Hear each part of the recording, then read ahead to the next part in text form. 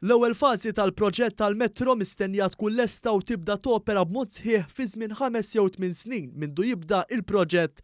Din il-fażi ser tara l-bini tal-linja l-ħamra li minn Muġibba tmur Pembroke wara taslima f'madwar 17 minuta. Dan intqal minn esperti barranin l-għada li l-Gvern ippreżenta proposta dwar it-trasport tal-massa diskussjoni magħrufa bħala Malta Metro.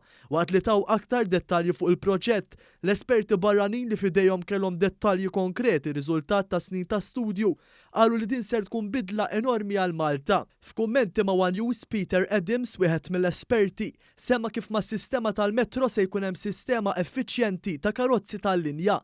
Min ikun irid imur post fejn m'hemmx stazzjon tal-metro se jkun jista' jieqaf fl-eqreb stazzjon u jsib karozzi tal-linja li wasluh fid-destinazzjoni finali.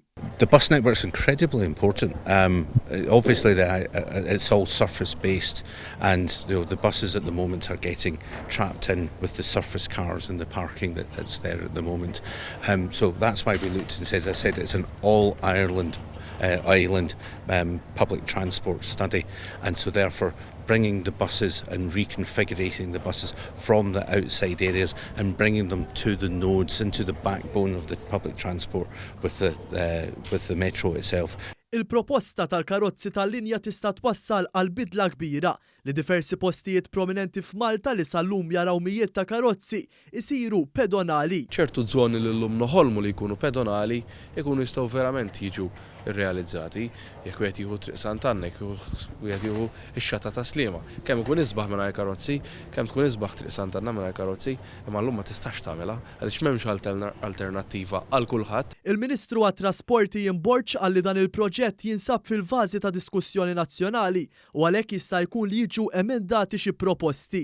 U semma lil Għawdex u spjega li biex issir metro f'Għawdex, il-popolazzjoni f'din il-gżira trid tiżdied minn tal-inqas 50,000 resident, xi ħaġa li tista' tħalli impatt negattiv fuq Għawdex. Wieħed jista' jiddiskuti anke żoni oħrajn li llum mhumiex qegħdin jiġu proposti li jintlaħqu, inkluż Għawdex.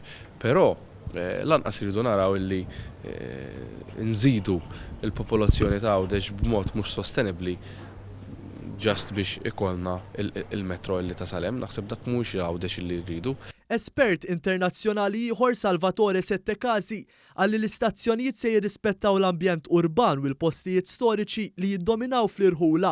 Bekk il-25 stazzjon propost se jkunu integrati mal-ambjent tal-post. By also respecting the very strong character that certain areas, especially in Malta, have and present.